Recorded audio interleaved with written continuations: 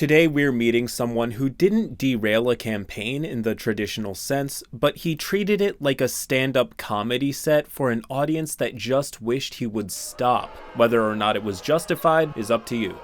Roll post. This campaign started off pretty normal. 5 friends, 1 DM, and a homebrew world that actually had a solid tone. Kind of a gritty fantasy drama with bits of high magic and moral dilemmas. Everyone made grounded characters, backstories, motivations, the whole deal. The DM had worked on the world for months. Maps, politics, gods, every piece of lore was carefully crafted. He even had a playlist queued up for every region of the map. We were ready for something meaningful. We were invested. And then we added him. Let's call him Jerry, or as he introduced himself on the group chat, "Hey guys, Jerry here. Comedian, improv, and voice actor. Chaotic good IRL. I do improv on Wednesdays and stand-up on weekends." Okay, first off, because I know we're gonna be tearing into this guy, it takes a lot of guts to do stand-up comedy. Even if you don't get all of the laughs in the room, just getting up there and doing it is highly respectable. It takes a lot of guts and maybe sometimes an ability to turn off your self-awareness for the sake of a laugh, and I suspect that might be part of the double-edged sword that we're going to be seeing here.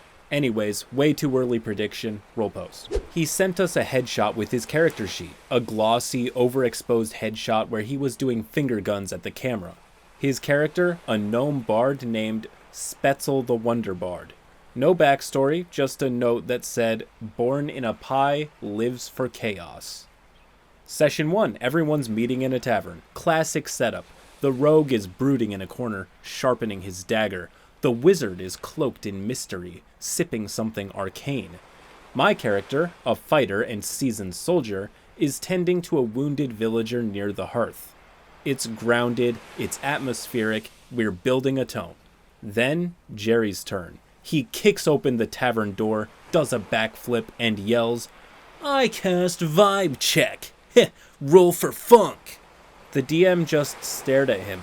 We didn't know whether to wait for the DM to say something or for Jerry to explain what that even meant. Through the silence, Jerry says he juggles 3 imaginary apples while wooing the barkeep, attempting to get free drinks with a limerick that ends in fart. And somehow, that was his most coherent moment that night. The DM gave him a fair shot, he tried to roll with it, even described how the barkeep politely declined his advances and just walked away. But Jerry? Oh no. He followed him across the bar in character, yelling, "I shall woo you yet, Gregory. You cannot resist my seductive kazoo." And yes, he brought a kazoo and used it in real life. Later, we were in a dungeon. Big stealth moment. Traps everywhere. Tension is high. The rogue spots a pressure plate, and we're planning a way around it. Then, Jerry says, in his bit voice, "I do a cartwheel over the plate while yelling, 'Trap me, daddy!'" The DM sighs. Alright, roll acrobatics. Jerry rolls less than 10.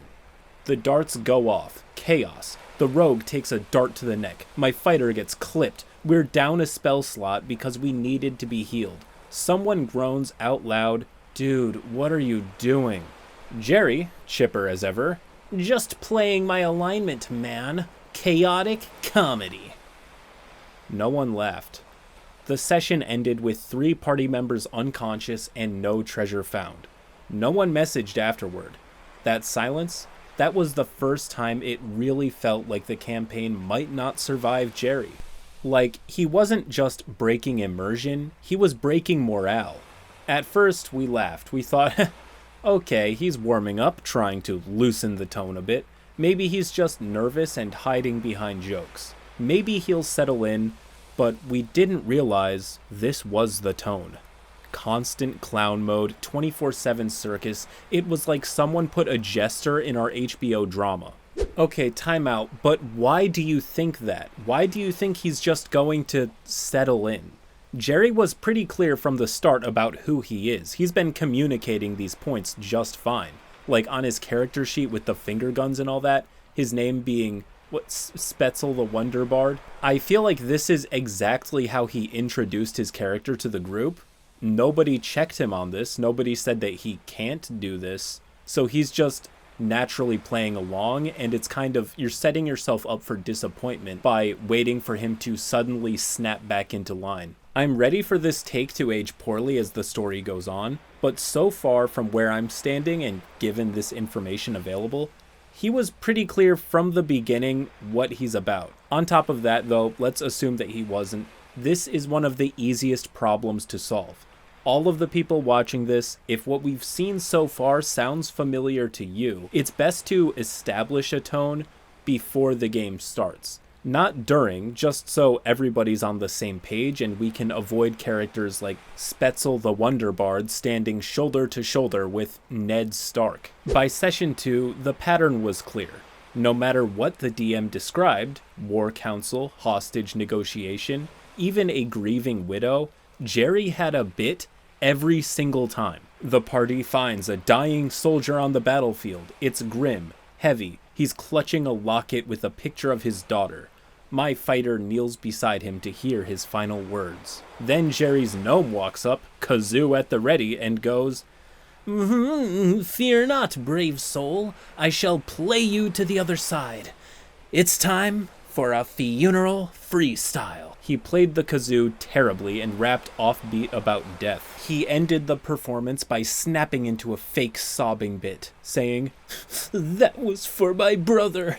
He was eaten by a kobold named Reginald," before mugging at an invisible camera like we were filming a sitcom. The DM paused, like he was buffering in real life. Someone finally said, "Hey man, maybe let this one be serious."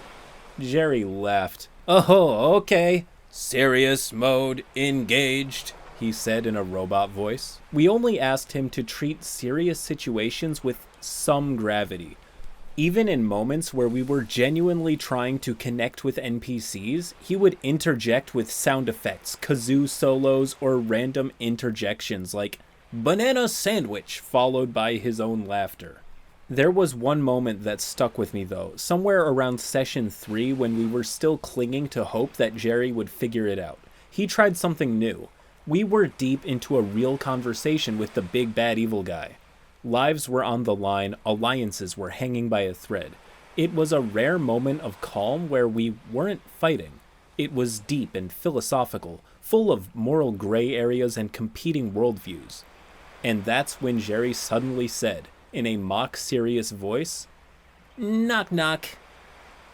The DM stared blankly. No one responded. Jerry pressed on, undeterred. "Knock knock. Come on, guys, you have to say, 'Who's there?' That's how it works." We stayed silent, desperately trying to maintain the gravity of the scene. Jerry, now sounding a little more desperate, tried again. "Fine, I'll do it myself. Who's there? Sudden." "Sudden who?" "Sudden death upon you." Still nothing. Not even a pity laugh. The villain didn't react. The DM didn't react. No one reacted. Jerry chuckled awkwardly, trailing off into the kind of silence that feels heavier than any shouted argument. "Well," Jerry said expectantly, "I attack the BBEG." "No, you don't," the DM said. This part, honestly, kind of refreshing. Jerry tries to hijack the scene again and expects the group to play along with whatever half-baked bit he's got loaded in the chamber. But the DM doesn't flinch, he doesn't reward the behavior with attention, he doesn't try to outsmart it, he just says no and moves on. Now, I'm not saying everything around this moment was perfectly handled. There are layers here, and we'll get to those later, but still, I cannot tell you the last time I read a story where someone tried to derail the campaign, and it just got extinguished in near silence. Maybe because those instances don't really become horror stories, they just end. But how does that play into this story? I don't know, let's find out. The tasks limped forward, but the atmosphere was dead. Whatever immersion we had was gone, shattered into 1,000 pieces by a joke no one wanted to hear. Damn. We should have known then. Serious scenes were never safe. Not with Spetzel the Wonder Bard in the room. We asked the DM to maybe tell him in private that he can't keep acting like this, and we were nearing our wits' end with his shenanigans. He said he would get on it, but I'm not sure if he ever did because the bits kept coming and none of them were funny. He would interrupt mid-scene with unsolicited impressions, like trying to do a Gollum voice while the party mourned a dead NPC. He even once read a full monologue in a faux Scottish accent unprompted, where he said that what he had to do was heal the kingdom with comedy, and then broke character to ask if we thought he should pursue voice acting. We tried adapting, the rogue just started ignoring him, the wizard began casting silence on Jerry's character out of combat. The DM tried channeling Jerry's chaos into the world. He gave him a jester rival NPC. The jester, ironically, was actually funny, which somehow made it worse. Spetzel got upstaged by a guy named Flip Flop. It didn't help. One session, the king summoned our party. We were about to get the main quest. Jerry stands up and declares, "Your Majesty, I bring you a gift." Everyone holds their breath. "A joke. What do you call royalty who can't pass a bill? A no-sire-ious problem." A no-sire-ious? No-sire-ious problem.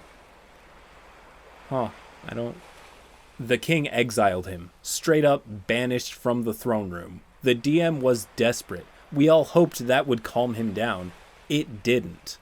I'm gonna be so for real right now. I had to stop recording to sit down and try and understand this joke. Normally, a lot of my commentary is pretty off the cuff, but I had to sit with this one for a bit, take it to the drawing board. The joke structure is so tortured that it didn't, but I think I get what he might have been trying to say. Sire is a term for king or royalty, like saying yes, sire, obviously.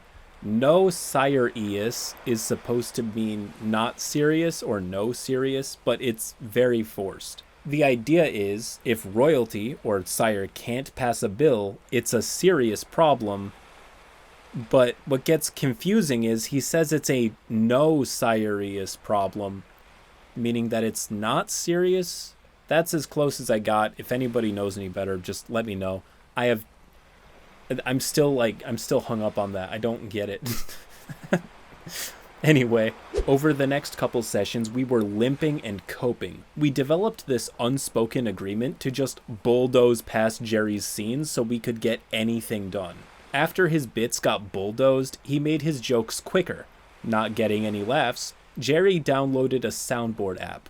Anytime someone made a dramatic statement, he would hit a button. The paladin would say, "I swore an oath to avenge the fallen," only for Jerry's soundboard to sound off with a womp womp womp. He made one joke that night. It wasn't great, but I laughed anyway. And slowly, things started to feel human again. But then, Throne Room. This chapter's boss fight. Music boomed on the DM's playlist. The villain monologues. The air is thick with anticipation.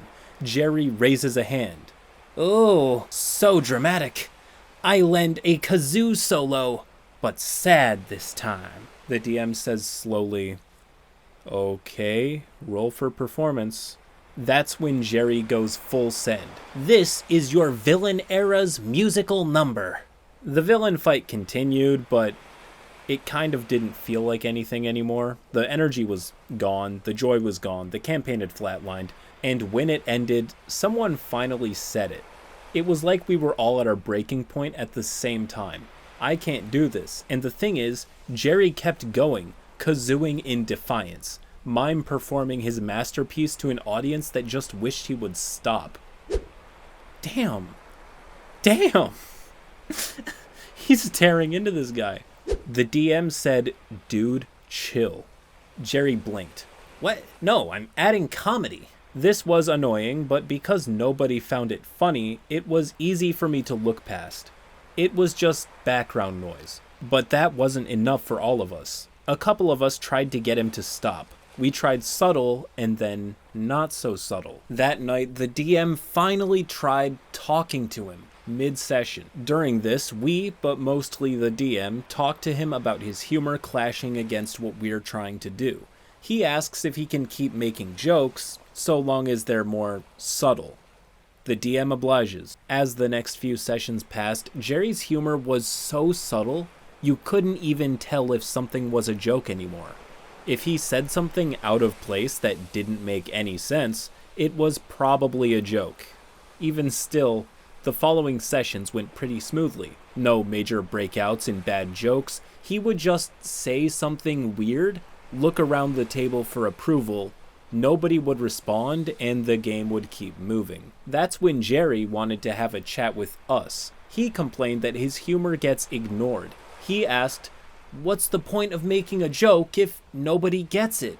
And I reached my boiling point. I admit I said something I shouldn't have. I impulsively said, "That sounds like a you problem. Maybe if you were actually funny, someone would laugh." Damn!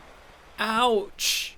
Jerry didn't say anything. He just blinked, gave a weird little half laugh, and said, "Got it."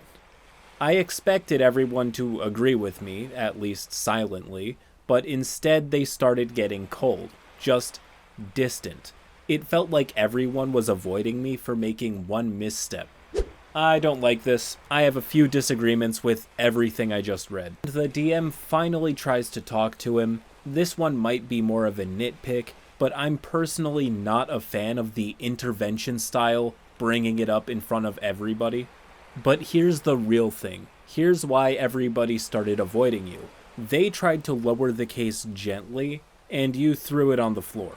That's what I have. This isn't necessarily a call out, more like it just seems like a totally uniquely human mess anyway.